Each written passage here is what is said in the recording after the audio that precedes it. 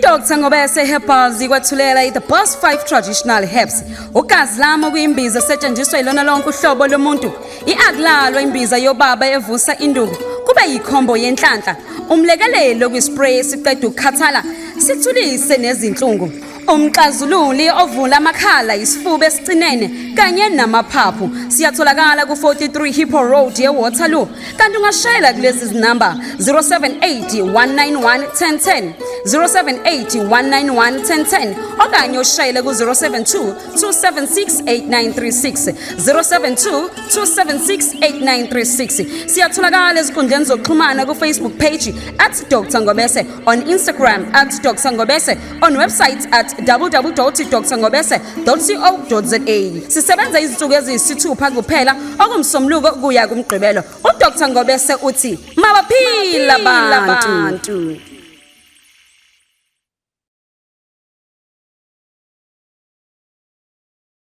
It is a Monday, so welcome on to the show. None other than uDokotela Ngobese. With Jacinta Ngobese on the cruise. Going back. Udini Xongo. Hayi siyabonga sisi siyabonga kakhulu nakubalaleli asibonke. Wamuhle kakhulu namhlanje bhuti wami ushayina ikhathi entsha uswenke ngiyazi vele uhlala iswenkela kodwa namhlanje ngathi ungaphezulu kuno extra nyana. Ngisuke ngathuswa lesi sihloko khulunywa ngaso ngoba sengikhumbuza ekhaya sengikhumbuza esontweni sengikhumbuza ukuba umuntu ngase ngithi no angiqokelele uzana uba ingwe umsebenzi. No siyabonga bhuti siyabonga sijabule futhi kuba nawe namhlanje. Namhlanje sikhuluma ukuthi amazwi ayisifungo noma ayisiqalekiso aphuma kumzali wakho ayivimba kanjani impumelelo yakho njengoba ke siyabantwana nje abasanabazali. Ake silikhuluma iqiniso ukuthi umzali uNkulunkulu. Asisho nje ngoba ikhona enye into esingakhuluma ngayo size sisho emgwaqweni sitshela abantu into engekho. Umzali wakho yena umuntu oNkulunkulu wakho. Asiqale lapha ekutheni ukuba umzali wakho ayengafuni ukuthi uphile wayingalenzi isu lokukubulala ungabibikho. Kukhona into esikhuluma ngazo namhlanje esibamba zize iphatheke. Bese sikhohlwa ukuthi sivela kuphi kuzube khona wawungubebikho uma wayingekho. Yeah. Ngoba kunabantu namhlanje abathatha isinqumo ngezingane zabo ethe ingane iseswini wayibulala. So kuba khona ukuthi ithi umama uNkulunkulu naseBhayibhelini kuyashiwo. Ake asigxile ekutheni uma umzali uzophuma ekhaya ekhulumile nje straight izwe lithi hamba juba bokuchutha phambili. Okusho ukuthi uhamba nesiqalekiso noma ungaba nomuzi. Namhlanje noma ungakha ube nomuzi uma wawefungelwe umzali ngokusho kwakhe noma namhlanje ngabe sekukuhle uma bengahlehlanga babuyele emuva ngoba uphume ekhaya wayohlala nomuntu umzali wakusongela wathi lokho kwenzakho ngoba ngamsana nakho hamba juba bokuchutha phambili. Okusho ukuthi leyanto yakho eqala inasi isibusiso andingela sibuso nje vele izohamba ifike la ezokwenza ukuthi yonke into yakho yenza kingalungi ize ingalungeli ngisho ingane ngoba uyenze komunye umuntu athukwe ekhaya axoshwe umzali ngokukhulelwa. Uthola ukuthi ukhulelwe bese umzali ngeke ngikwazi ukuthi njoba ngiganile namla izohlala nomunye unkosikazi futhi wesibili. Hamba ke ngoba uthatha isinqumo sokuthi wena usuthola indolo uyakhulela futhi la. Ngesikhathi uphuma ekhaya kanjalo awuphumi kahle. Lamazwi ayenza special ukuthi omunye azothola umntwana ekhubazekile, omunye uthola umntwana ahluphe, omunye kwayinto zakhe zizohlupha. Futhi ngisho angaba semzini wakhe ngekube bikho amazwi aphuma emlweni omzali asuke ngabe kukhona abazali ke nje abakuphiwa ukuthi bavele bayingane ayiqanganisele. Khona ungaqanganisela ukuthi sisuthola umyeni uyogana angafunda ugana ngoba athi wakufundisa. Lokho ku wrong ngoba yena uganile ngesikhathi wena sekufanele uyogana akasavumi. Kukhona abazali ukuthi uma ungathandwa namhlanje sithi sinosibalo omthandile kube ukuthi ngesikhathi umthande efisa ukuyofika ekhaya uma wakhamalele azahamba yofuna inyanga afunge amazi aphumulweni ngomzali a strong. Yeah. Kuba njani ke bhuti mawukuthi mhlambe umzali asithi ninengxabano nje nongabonisani noma nongaboni ngasolinye naye umzali bese umzali ehla amagama abhlungu mhlambe noma ukushwabula kodwa kusawu ukuthi into yaleso sikhathi Yeah. Sengishela ukuthi nje hayi ngoba mhlambe ukuthi uyakufisela ngempela lento kodwa mhlambe nayo isholo ngokudinwa noma ngokucasuka. Yikho lokhu kufanele ukuthi uma umuntu ezokhuluma angayikhulumi sesinto ecasukile kufana noma usothandweni nje uzothandana nomuntu ethi mayidiniwe akuthuka shonke into ngikhumbula emuva kwakulathe emuva usekhohle emva of 10 minutes siyabuya usethi sihambeni manje sekhetwe siyodla umntwana kuyabuya lento lokithi lo muntu wayengithi ngihlezi namaxabana angitshela ngokuthi wayinayo intombeni wayithanda futhi ngamanye amazwi akangithandi kunjalo nakumzali ezokhuluma ngokudinwa uma kuzofika isikhathi sokuthi into yakhe ipholile abantu abadala abalele phansi abakhohlwa ngoba amazwi amamba isefunga manje mawumzali mhlawumbe ulenzile yena nawe lelo phutha wafunga wabophela into phekwe impilo yengane yakho kodwa usuyabona ukuthi no man akubanga right ukuthi wenze ngaleyo ndlela ungenza kanjani ukuthi ulungise mhlawumbe nawe lelo phutha inkinga esinazo nabantu abangakwazi ukuthi ehlele ngezansi ngoba ukwehlela ngezansi ukuthi tanami ngikhulume kambi njoba ingane nje ubuyizala nje ikushintsha ukuthi ngabani khulume kambi njoba ngikhulume kanje khulume kwazwela ngicela ukuxolisa uma ukuthi abantu abaphansi abaleleyo uma ukhwele emadlozini bathintekile singahlehla siyofika bebe nifike ngiwakhulula amazwi engiwakhulule ngoba azokubopha Alright, sesisaka ama voice notes akho kule number 0659337172 sifisa ukuza kuwena ukuthi mhlambe njengomzali umntwana ikhona yini SMS kanje esake sabehlakalela umzali afunge ngempilo yakho noma ashe izinto ngokucasuka kodwa uyazibona ukuthi zigcina sezikubophele izinto empilweni yakho nanokuthi ke mhlambe yini oke wayibona ukuthi mhlambe yalungisa noma ofisa engathi ngalungiseka ukhona ku Dr. Ngobese la back to my roots masibuya ke sibe siqhubeka nalo udaba lethu. Alright. Sawubona Sis Jacinta nobaba e-studio ngicela uba u-anonymous mina owabo umzali wavela ukuthi wakhuluma phezu kwempilo yakhe esangikhulele Jacinta waqakanisa ngoba exabene nobaba wakhe to an extent Jacinta ukuthi silenziwe lokho silenze kusama ngoba wathi wafuneka lenze kusama kangakuba mina ngakhishwa endlini kwathiwa ngigezwa ukuthi amagama bawe wakhuluma ayethini ngoba impilo yami yayimile sadlula lapho Jacinta base stile namanje bakhona inkinga usavusa lawo magama ngivele ngigazile mina njengengane ukuthi ngeze njani ngiyabona. Alright, so if nenza uxolo kube khona ugezana izandla kodwa umama usaqhubeka okokuqala ngesikhathi ufanele kuyiwe endlini kuyokhulunywa kwakungafanele kube ukuthi usisi bayamkhipha abathangezwa ngoba amazwi ayisibopho kufanele amkhule fana khule yena uma kuzothi ungangeni kodwa uma beyokhuluma kusho ayikho into ebiyenziwe uzoba neqiniso ngakanani ukuthi yenziwe leyo nto. Number 2 uma umuntu omdala ezoxola aphinda avuse futhi alukho uxolo futhi ngamanye amazwi lo muntu njena akazange wakuzala kodwa akakuthandi. Ay kezwakala nango komunye Dr. Ngobese senza lapha e-studio mina ngisacela ukubuza la nginobaba wengane nje esithandana naye ngesikhathi ingane yethu isencane uma wakhe wathi kuyena uyabona mzukwane washiya lo uma wengane empilweni yakho ngeke uzulungelwe ilutho washona emva kwenyangana esho lawo mazwi kuyena manje siku relationship angazi noma ingoba esangithanda noma manje unale yanto yasho uma wakhe ngoba meke wathi uzama ukuhlukana nami kuphela ngisho umsebenzi izinto zakhe zonke azilunga phinda aqale phansi abuyezela kumina manje angazi ukuthi ngiyadideka ngazi ukuthi ngempela lento kanti ichuthi impilo yakhe yonke iyohlala ehleli nami noma engasangifuni.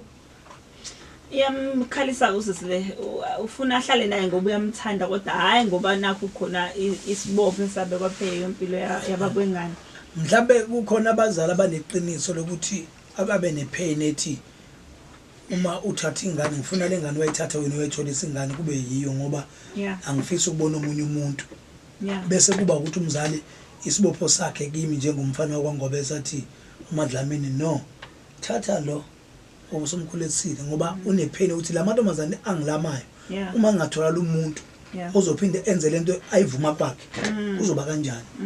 Bese kuba ukuthi kodwa manje into engithusa ukuthi ngazi ukuthi usisi imphatha kabi kodwa futhi yamjabulisa ngapha eceleni ngoba ukuthi ukuthi umfana uma ethi uyaphuma nje kuyena Yeah. umsebenzi uyaphela manje akazi noma usamthanda umsebenzi into yasothandweni sifuna abantu abazohlala phansi baxoxe abuze ngoba unelungelo ukubuza ngoba usangithanda noma ubuyiswa inkinga ethi ubona kuyamosheka mangisuka kuwena ngoba uthanda kusikhona ukuthi fanele umuntu azophesha ngawe ukuthi ugcine kube ngathi uthando kanti khona ezakafuna ukuyivusa asizwakala impela nje kunjalo. Uma anonymous ngithi mina ngicela ukuphaka uyahluza kuyobaba yazi ukukhuluma iqiniso ubaba amazwi kumzali abe ebuhlungu and aba nomthelo omkhulu ngibona ekhaya ngiphuma kulona osisipambakhe banomama omunye wazi waphuma wahamba ekhaya wahamba uhlala singasikona wabuya sizimshayela izinto wambuyela ekhaya kumanje izinto zakhe azilungile nayo yonke into kodwa so amazwi kumzali abe ebuhlungu. Buti lento yokuphuma ekhaya kuxatshenwe into abantu abaningi ngiyengibona ukuthi namanje abakayiboni ukuthi nobungozi kangakanani mhlambe ule nomzali na kwangakhulumeka kahle. Sisi kukhona into yaqoshwe ebhabheni yathi into eboshwe emhlabeni nasezulwini iboshiwe. Lento abantu abayithathe serious ngoba isiZulu asehlukile kwiBhayibheli. Uma ekhaya umzali uzophuma nje fana noma khona ikhadi saphambili umuntu wayeqa ngesikhathi ngakithi kwakunele amasosha kuthe 121 battalion wawunane eqiswa ukuthi uyeqa uhambe nile kokhongo bukubi isikole kwakuyinto ethandeka ukuthi ngathandeki kahle kodwa leyo nto yayigcina abanye abantu badalele inkinga phambili ngoba kwakuliwa kufanele bayolwa into eziningi zigcina abanye namhlanje bagcina imali zabo zangaphuma besebenze kanzima awuthi abanye bayithola imali zabo ngoba into ofanele sigade ukuthi khali uphume ekhaya uma usukhulu umqondo ukubona ukuthi ngenza wrong kusho ukuthi ukhulile ngomqondo so uyahlehla uyafika ekhaya uthi ngiyaxolisa ukuthi khona engakwenza ocorrect even though ngabe umntwana sebeyamthanda uma ekhaya wawuxoshelwa ingane base bethi buya ngokubuka isimo sokuthi uhlezi kabuhlungu ufika uxolise ukwehla kusho ukuthobeka kusho ukuthi uyabona ukuthi wenza iphutha ngoba akekho umzali ojabulela ukuthi umntana wakhe amzale bese ngashadi or uma ukuthi akashadi kube ukuthi uyathola abantwana uma umzali kube nepheni yalokho ukuxolise lokho ngoba kusokungekho kahle no kuyazwakala. Sibuya ke namanye ama voice notes akho ku 0659337172 back to my roots not Dr. Ngobese. Ngaba ayishongo kodwa phela mina ngangifuna iqiniso kimi kuzokube imanje ngakamazi ngoba ngavele ngayitshela ukuthi okay impilo iyaqhubeka into enze kakhulu ke le evamsile omunye umuntu angabheka ndawo zombili athi nje umama mhlawumbe ngoba akayiphathanga kahle omunye athi mhlawumbe umama khona into akuvikela kuyona ngokuthi angakutshela ukuthi ubani ubaba wakho kodwa esimene sikanje ikuphi indlela kuyona yona right ngoba phela nomntwana uyalidinga iqiniso ukuthi azi ukuthi imvelaphi yakhe ikephi. Sesiyazi khona umuntu engimzwile la ethi nalabo abantu abasuke bethatha ingane beyisa lapha esuke izohlala khona bese abantu beadopta ababatshele laba abalapha ukuthi ingane yakwabani isibongo yena ungwakwabani ukuze ingane mayisikhulile bakwazi ukuyitshela isibongo sakho ubani.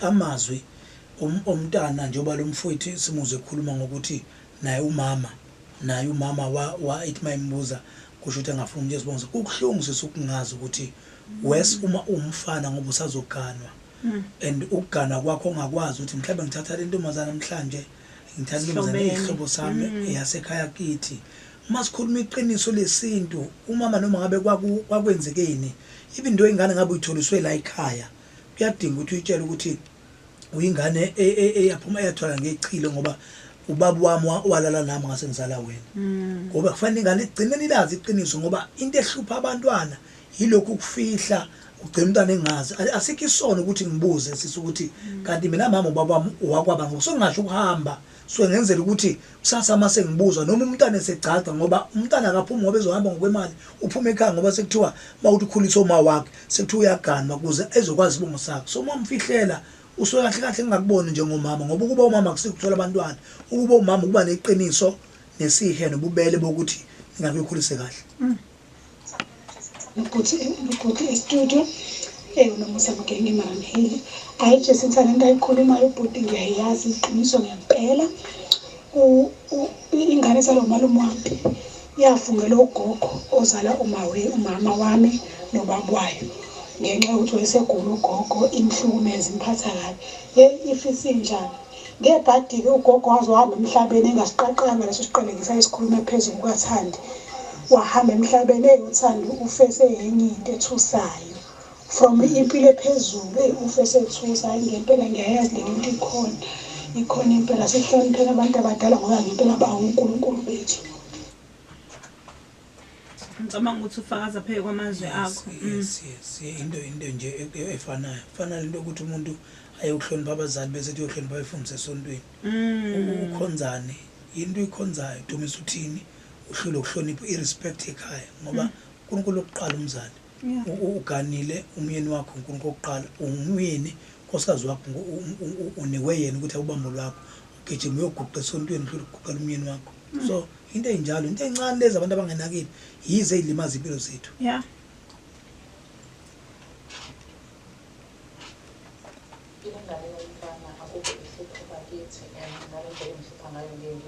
Khulume amazwi engazi noma mhlambe ayisiqalekiso yini uma ngabe ngiwakhuluma ngiye ngiyikhumbuze ukuthi ayikhumbule ukuthi utata wayo washonela emanyaleni ngokusa lokhu nawe usuqalile nawe uzoshona njengaye umncane njengoba uqala ukusa nje umngaka ngeke kube into yalutho uma ngabe uzoqhuba ngendlela katatakho angazi noma lawo mazwi mhlambe ayisiqalekiso yini kumfana wami bengisacela ukubuza ngoba nami ngisuke ngikushiswa ukudinwa okuhluthuka kokuthi nangumntwana eseqala izenzo zikatata wakhe emncane kangaka ene-13 years ongcono ke noyise wayesekhulile impela esefikile ema-13 bengisacela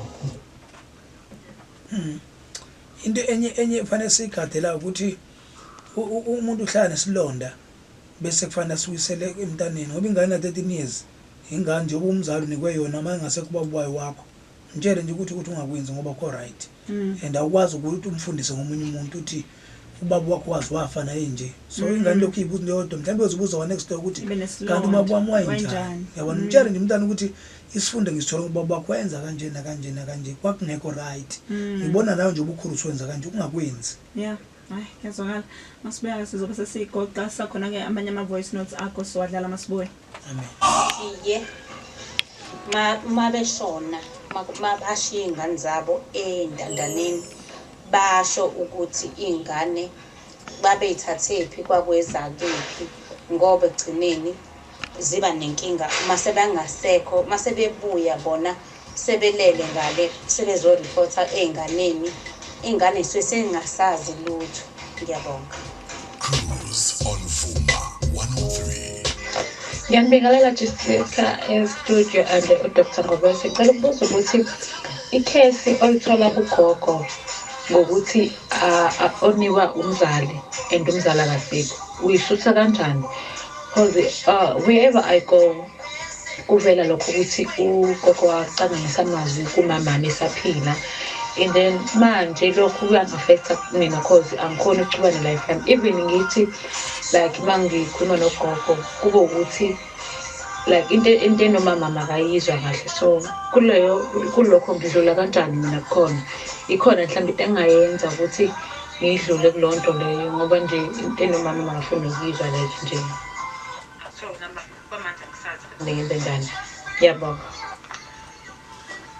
Yes, so sisi uma ungakholelwa namhlanje bese kwefungelwa wena umshana umntanakho uma nesefunga sasifungele wena amazwi kungazoshiya ukuthi ngoba ukhulelwe nje uma kuzoqhansela kuthiwa hamba ukuthi nokuthi le isikhathi umntana ukuwe esikhathi etedwa uphuma naleya nto esibopho okusho ukuthi uma engadlula umzali sekusho ukuthi kusasa uzofanele uyigeze lento wena zikhona izinto zesinto ezenza umuntu ahlanje ngoba engazi ukuthi uzohlala kanjani oyenza ngokwenhlamvu loba kusekho umuntu ezenza umuntu ukuthi iphumele nesuke ikuye ngoba esuke imcindezela. Yeah. Homeland nawe Dr. Ngobese ngiyangibingelela kusenje ukwazi kahle kodwa isicinile ngicela ukubuza la ukuthi uma wawuthana nomuntu bese mhlawumbe niyazibana usuthanda nomnye umuntu upost omunye umuntu like efonini yena bese ebona istatus sakho bese ethene yena wena indaba upost abantu banebla abe nenkinga leyo mntu ngifuna ukwazi ususathanda noma yini ngoba mina ngiyamthanda vele ngiyamthanda uqama sena sabe nomntu ufuza wami yeah ile kuzana umona uthando into ezimbili ezehlukene ngoba khona umuntu ukuthi engasezokwenza lutho kodwa benomona nawe then ububona ukuthi lo muntu ngoba ngeke uphume empilweni yami uma usangithanda uzokwenza into ngalo ngithanda kanjani umona lo akusile uthando mina lo modaba ebengicela ukusizakala ngalo mhlambe mangenze ulindela nje abantu lamastage ngakwazi ngondlela kunomuntu esifazane eminyakeni more than 18 esasibesithandana naye so wangazisa ukuthi ukhulelwe and then ukwa umuntu ofisa ukuthi sisasikhiphe so angangivuma lokho ngamgcina lapha after that so ngokuthi umuntu efike ngasekhaya ezosebenza kodwa umuntu wakhona eduze indawo ngiyazwana kodwa angazivuma so manje lento siyahamba mangijalo ngiyobheka into zami inokuvela ukuthi kunomntwana kanje manje lo muntu angimtholi angazi ngempela ukuthi umuntu wesifazane kodwa ke landela ngithola ukuthi waba umuntu wagana engicabanga ukuthi wagana naso lesisu sasemaveleni uyabona so angazi ukuthi ngingasizakala kanjani into efana naleyo ngicela nje usizo udokotela please sesivala nje siyabampintshisa kahle kahle ayikho into azoyenza lo muntu ngoba umuntu wagana phela kufanele ukuthi maya kumuntu omlaphi athola ukuthi yini azoyenza ngoba umuntu anephila wathatha isisu wanikeza lo omunye umuntu kusho ukuthi akana chance kahle kufanele kube ukuthi yena ulungisa into zakhe. Alright, sikuthola kanjani ke Mncebe? Thola ku Instagram, ku YouTube, u Facebook uDr Ngobese nalapha yaku 0781911010 072 27688936 za WhatsApp ma ungangithola ngiyabona. Wena wakhishwa nomgodini. Sokubona ngesonto elizayo. Dela kubuza. Amen.